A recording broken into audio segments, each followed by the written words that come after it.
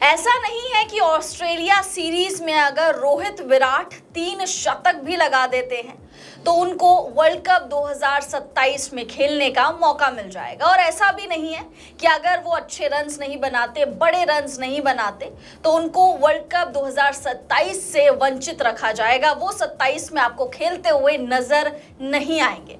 यह हिपोक्रेट बयान है टीम इंडिया के सेलेक्टर अजीत अगरकर का। अजीत अगरकर अपने हिपोक्रेसी के लिए बहुत ज़्यादा जाने जाते हैं। अभी प्रेस कॉन्फ्रेंस के दौरान हमने देखा था, जब उनसे पूछा गया कि आपने रोहित शर्मा की कप्तानी रातों रात कैसे छीन ली, वो कप्तान जिसने आपको 8 महीने में लगभग 2 आईसीसी ट्रॉफीज जिताई, जिसने लगभग 12 साल बाद आईसीसी ट्रॉफीज का सूखा खत्म किया, उस कप्तान को आप बिना किसी कॉन्वर्जेशन के कैसे निकाल सकते हैं, जिसने आपको अभी हाल फिलहाल में चैंपियंस ट्रॉफी भी जिताई है। तो उन्होंने उस टाइम पर यही कहा था कि अब हम लोग आगे की देख रहे हैं और ऐसा नहीं है कि रोहित शर्मा 2027 वर्ल्ड कप में खेलते हुए नजर नहीं आएंगे। एक बार फिर से सेलेक्टर की हिपोक्रेसी सबके सामने आ गई है। और यकीन मानिए, ये सिर्फ सेलेक्टर नहीं है, ये गौतम गंभीर भी है। ये जो सेलेक्टर और कोच है, ये टीम इंडिया को नोच देंगे। ये सेलेक्टर और कोच टीम इंडिया के ड्रेसिंग रूम का माहौल खराब करने के लिए पूरी तरीके से जिम्मेदार है। हाल ही में अभी अजीत अगरकर एनडीटीवी के एक समिट में गए, जहां पर उनसे पूछा गया कि क्या रोहित शर्मा और विराट कोहली 2027 वर्ल्ड कप खेल रहे हैं। तो पहले तो उन्होंने जलेबी की तरह बात को घुमाना चाहा। आप सभी लोग जानते हैं कि भाई पारदर्शिता या फिर ट्रांसपेरेंसी ना सेलेक्टर की डिक्शनरी में है और ना ही कोच की डिक्शनरी में है। तो उन्होंने इस बातचीत को बहुत ज्यादा घुमाना फिराना, बहुत ज्यादा तोड़ मरोड़ के पेश करना चाहा। लेकिन उसके बाद एंकर ने पूछा कि नहीं, मैं दोनों खिलाड़ियों के बारे में पूछ रही हूं, मैं पूरी टीम के बारे में नहीं पूछ रही। तो बाद में अजीत अगरकर को यह कहना पड़ा कि देखिए, ऐसा नहीं है कि हम दोनों खिलाड़ियों को जज कर रहे हैं। एक का एवरेज 50 का है, वहीं दूसरे का एवरेज 50 से ऊपर का है। दोनों ने बहुत टाइम तक टीम इंडिया को सर्व करा है, टीम इंडिया के लिए बहुत टाइम तक खेले, और हम कौन होते हैं किसी को जज करने वाले। लेकिन इन दोनों ने ही अपना आखिरी मुकाबला चैंपियंस ट्रॉफी में यानी 9 मार्च 2025 को चैंपियंस ट्रॉफी के दौरान खेला था। तब से अब तक लगभग 7 महीने का वक्त बीत चुका है। हम खाली उनका आकलन करेंगे, उनकी बैटिंग को एनालाइज करेंगे, उनको जज नहीं करेंगे। तो शशि, ये बहुत ही हिपोक्रेट बयान है कि एक तरीके से आप कह रहे हैं कि आप आकलन भी करेंगे और एक तरीके से आप कह रहे हैं कि आप उनको जज भी नहीं कर सकते। 50 का एवरेज है, तो ये हिपोक्रेसी कब खत्म होगी? बिल्कुल, देखिए, आज अगरकर ने जो भी कहा है कि या तो आप उनको 2027 के लिए देख रहे हैं या नहीं देख रहे हैं, बीच में कुछ भी नहीं होता है। लेकिन अगरकर साहब ने ऐसे बयान दिए हैं, ऐसा आंसर दिया है कि उससे आप भी समझ नहीं पाइएगा कि उनके मन में चल क्या रहा है। देखिए, उन्होंने क्या कहा। उन्होंने कहा कि अगर ये तीनों जो हैं फेलियर हो जाते हैं ऑस्ट्रेलिया सीरीज में, तो भी आप ये मत मानिए कि 2027 का वर्ल्ड कप ये नहीं खेलेंगे, या फिर 3 शतक भी लगा देते हैं तो भी आप ये कंफर्म मत हो जाइए कि वो 2027 ही खेलेंगे। तो आखिर ये सिलेक्टर्स या कोच गौतम गंभीर जिसकी आप बात कर रहे हैं, ये लोग कहना क्या चाहते हैं, ये करते कुछ और है, कहते कुछ और है। कुछ दिन पहले आपने देखा भी होगा कि कई सारे ऐसे प्लेयर्स पर जब सवाल किए गए,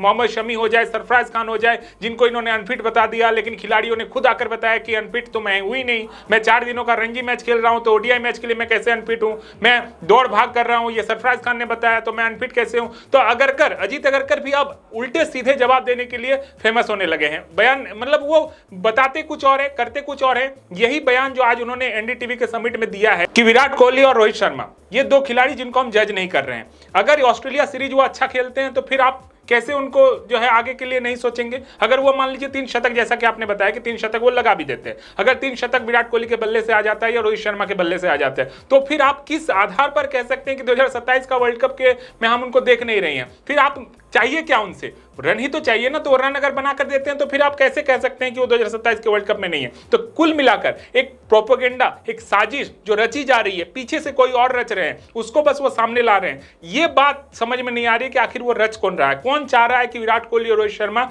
2027 के वर्ल्ड कप में ना हो।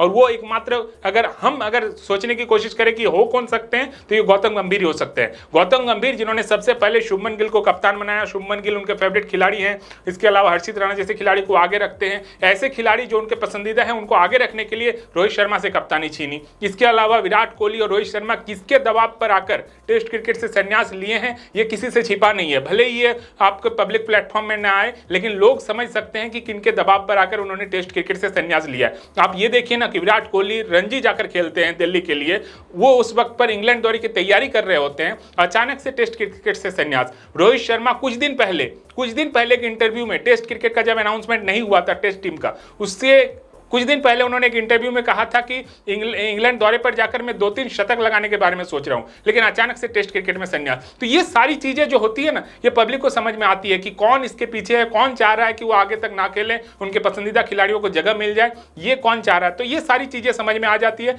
आज अगरकर ने जो कुछ भी कहा है, सबसे पहले आपको कोट अनकोट करके पूरा बयान सुना देते हैं, ताकि आपको भी समझ में आने लगे कि अगरकर साहब कहना क्या चाह रहे हैं, करना क्या चाहते हैं, ये शायद उनके समझ में भी नहीं आ रहा है।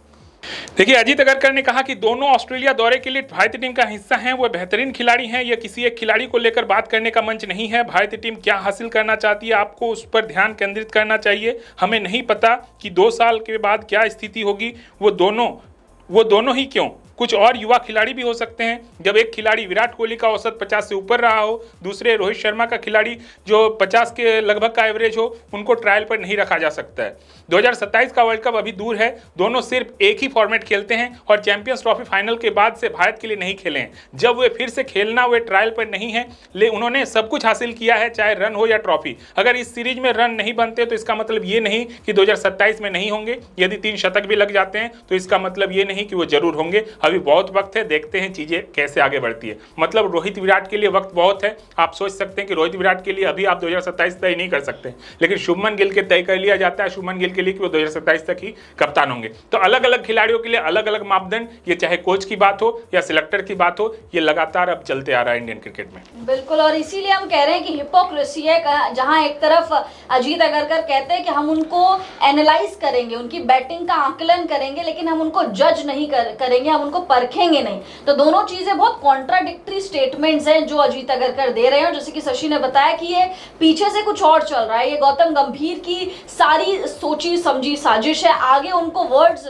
दे रहे हैं खाली अजीत अगरकर, मीडिया के सामने अजीत अगरकर इस तरीके से पेश आ रहे हैं, बल्कि पीछे से जो मामला चल रहा है वो गौतम गंभीर की बुनी हुई चीज है। तो उम्मीद करेंगे कि इंडियन क्रिकेट टीम के सेलेक्टर्स यानी अजीत अगरकर और गौतम गंभीर टीम को बर्बाद ना करें और जो कुछ है उसको उसमें ट्रांसपेरेंसी रखें। अगर आपने किसी खिलाड़ी को नहीं चुना है तो उसका एक्चुअल रीजन बताएं, ना कि बेतुके बयान दे, ना कि एक्सक्यूजेस दे, चाहे वो मोहम्मद शमी के केस में हो, चाहे वो रोहित शर्मा की कप्तानी जाने के केस में हो। तो उम्मीद करेंगे कि इन सब चीजों से आगे बढ़े, अदरवाइज वो दिन दूर नहीं कि हम लोग इंडियन क्रिकेट टीम को पाकिस्तान क्रिकेट टीम बनता हुआ देखेंगे, जहां पर पॉलिटिक्स बहुत ज्यादा है और खेल कम है, क्रिकेट कम है। फिलहाल इस वीडियो में इतना ही। आप लोग कमेंट्स करके बताइए अजीत अगरकर का ये कॉन्ट्राडिक्टरी बयान, ये हिपोक्रेट बयान कैसा लगा, और क्या आपको भी लगता है कि इसके पीछे गौतम गंभीर का बड़ा नहीं बहुत बड़ा हाथ है, गौतम गंभीर की ही ये सोची समझी साजिश है। कमेंट्स करके अपनी राय जरूर दीजिए। वीडियो पसंद आ गया होगा तो वीडियो को लाइक कर दीजिए, चैनल को सब्सक्राइब कर दीजिए। हम दोनों को इजाजत दीजिए। आप सभी लोगों का बहुत बहुत शुक्रिया।